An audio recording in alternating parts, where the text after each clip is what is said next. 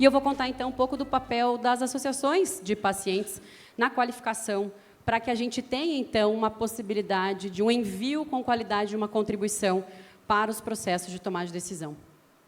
E aí, como boa psicóloga, que adora uma dinâmica, eu falei essa frase ontem, vamos fazer uma brincadeira rápida.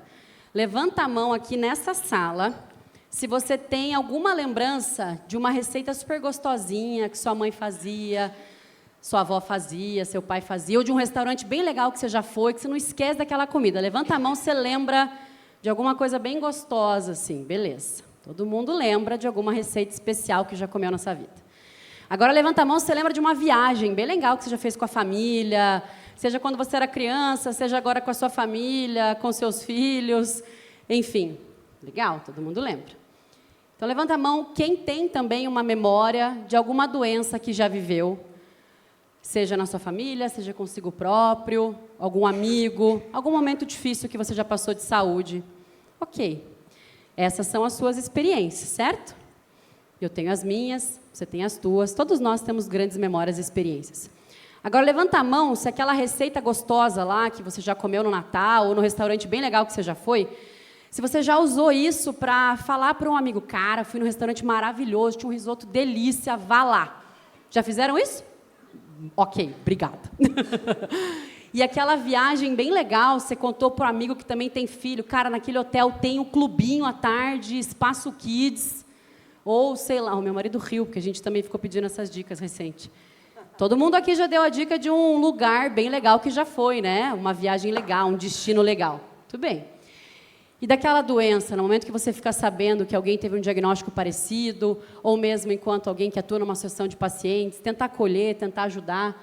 Você já compartilhou a tua história, a tua experiência? Já falou, puxa, conheço um médico que pode te ajudar, vai ficar tudo bem. A gente já compartilhou isso muitas vezes, né? Dadas as proporções do nosso contexto, tudo isso é experiência. Eu tenho as minhas, vocês têm as tuas. E quando a gente troca essa experiência, quando eu te conto do restaurante, quando eu te conto da viagem legal, ou mesmo tento te acolher na dor, eu estou te dando o meu ponto de vista para te ajudar a tomar uma decisão melhor. Putz, não vou para aquele hotel lá, porque talvez não tenha Araquides e eu estou precisando também respirar. Ou não vou naquele restaurante, porque depois vou me arrepender. Então, nessa troca, eu te ajudo também a tomar uma decisão melhor. Agora, se você chega para o seu filho e fala, filho, não coloca o dedo na tomada que você vai levar choque. O que acontece? Você tem uma evidência de vida real ali para compartilhar.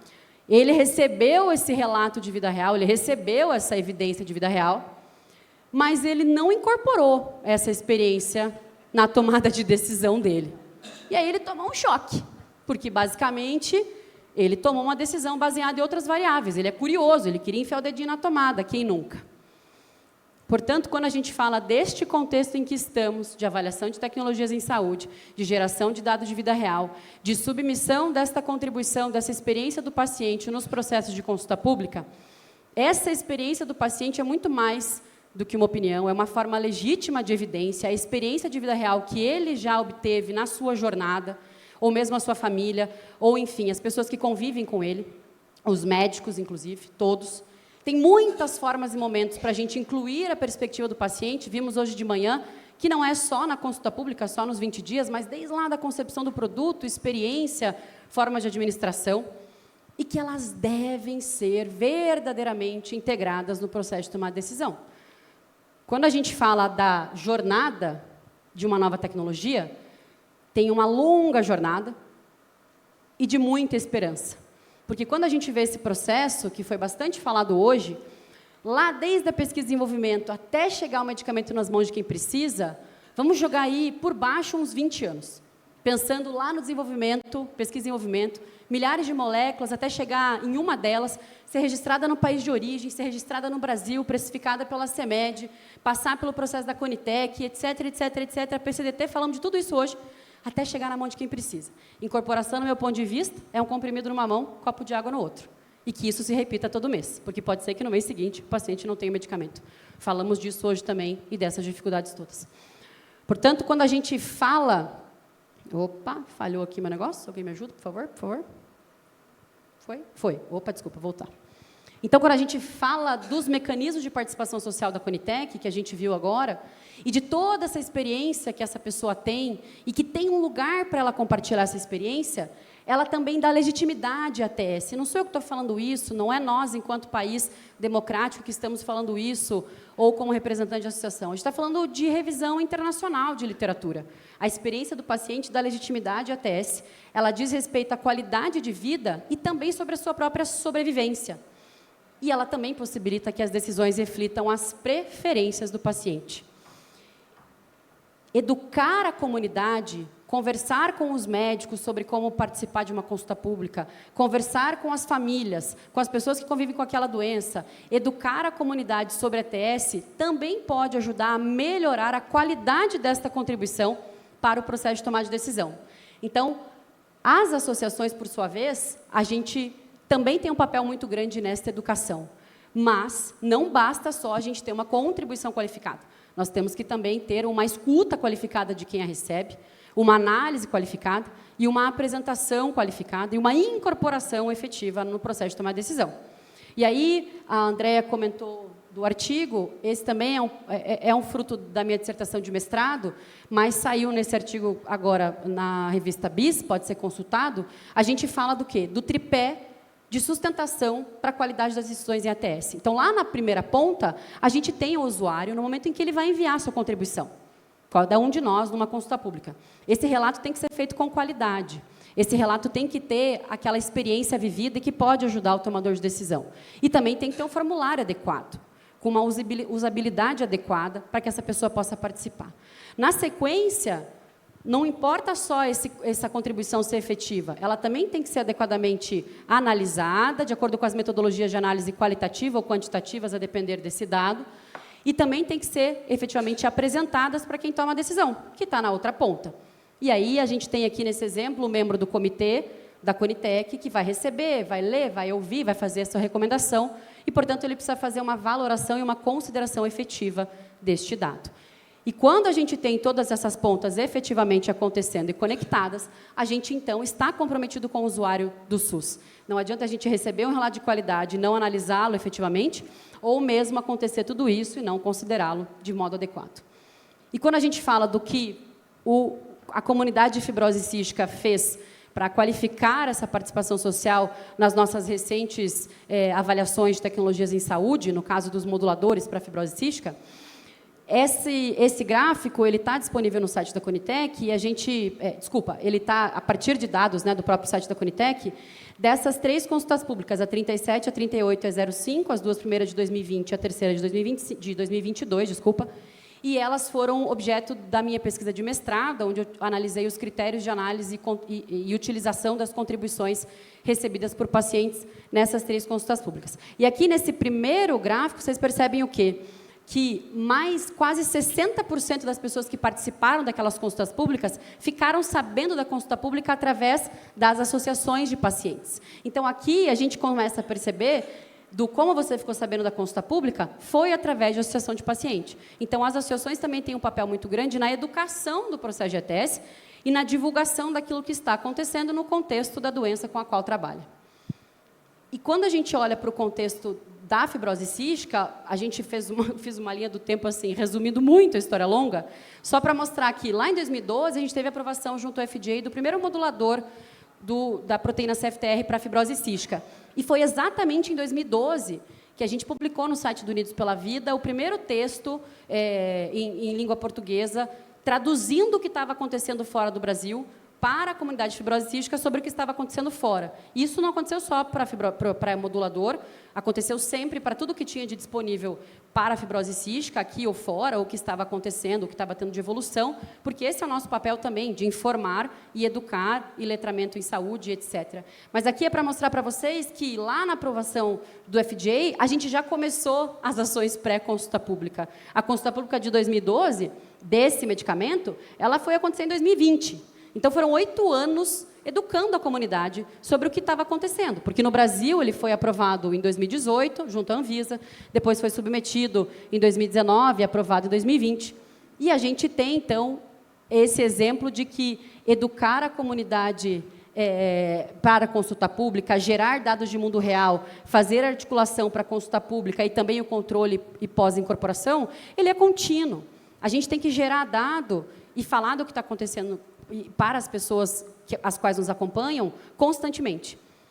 E aí aqui eu trouxe só alguns exemplos para vocês terem visualmente, né, o que eu estou dizendo de educação e engajamento da comunidade fibrocística. Desde 2012 foram mais de 300 textos. Então, Estados Unidos aprova a primeira droga contra a fibrose cística. O que é o espaço perspectivo do paciente? Viu só, André? Não é paciente testemunho, né?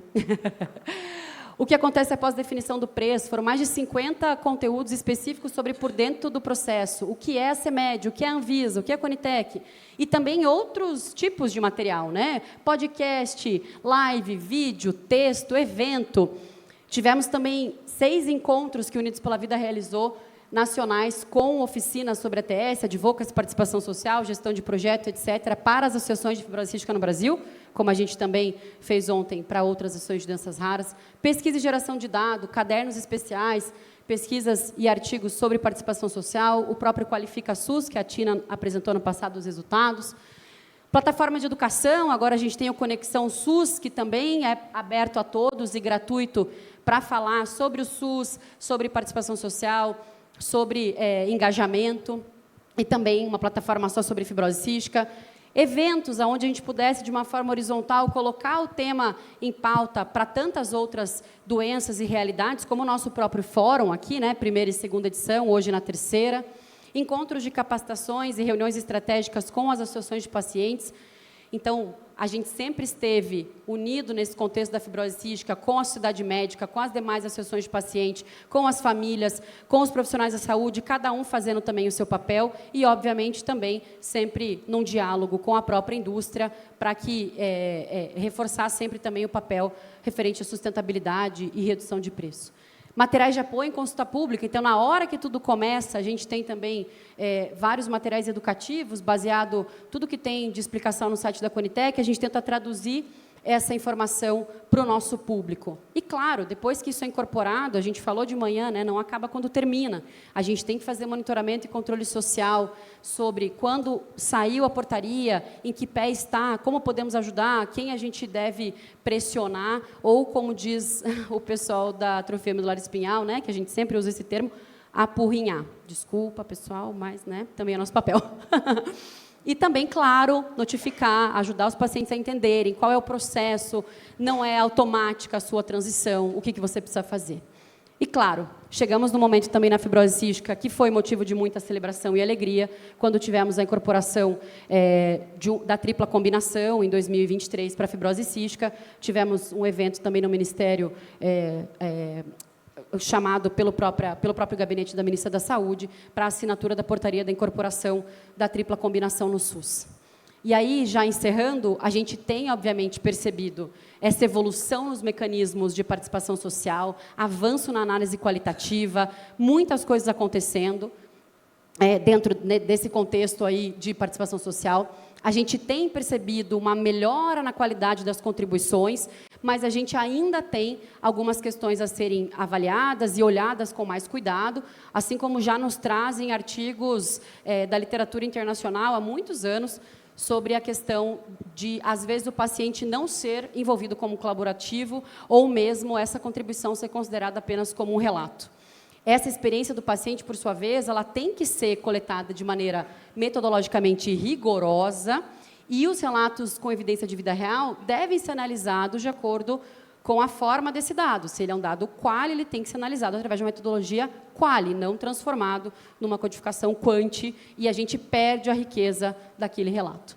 E, claro, pensando em tomada de decisão e incorporação, os decisores precisam considerar as evidências baseadas nos relatos de paciente, mas a gente também percebe em algumas literaturas, a exemplo também do que foi trazido aqui, que algumas das decisões são ainda impulsionadas pela questão de custo e impactos, né? Por fim, meu último slide, a incorporação do ivacaftor e da tripla combinação no contexto da fibrose cística, ela se deu por variáveis como eficácia, redução de impacto orçamentário, para além do envio de evidências através da participação social. Então, não é só esse movimento que, por si só, garante uma incorporação, mas quanto maior os níveis de educação em ATS, melhores poderão ser as contribuições. As associações têm um papel muito importante nesse processo, inclusive na educação do profissional da saúde, e a gente precisa, portanto, assegurar a análise e apresentação adequada e utilização efetiva desses dados para garantir que a tomada de decisão seja justa, robusta, desculpa, eu tinha que riscar essa palavra, mas nesse aqui cabe, e comprometida com os usuários do SUS.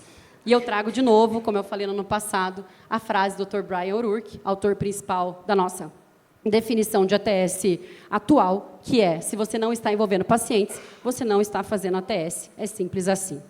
Reforço o convite da Andrea para a leitura, né, dessa revista que está incrível e do evento que nós teremos aqui na terça-feira.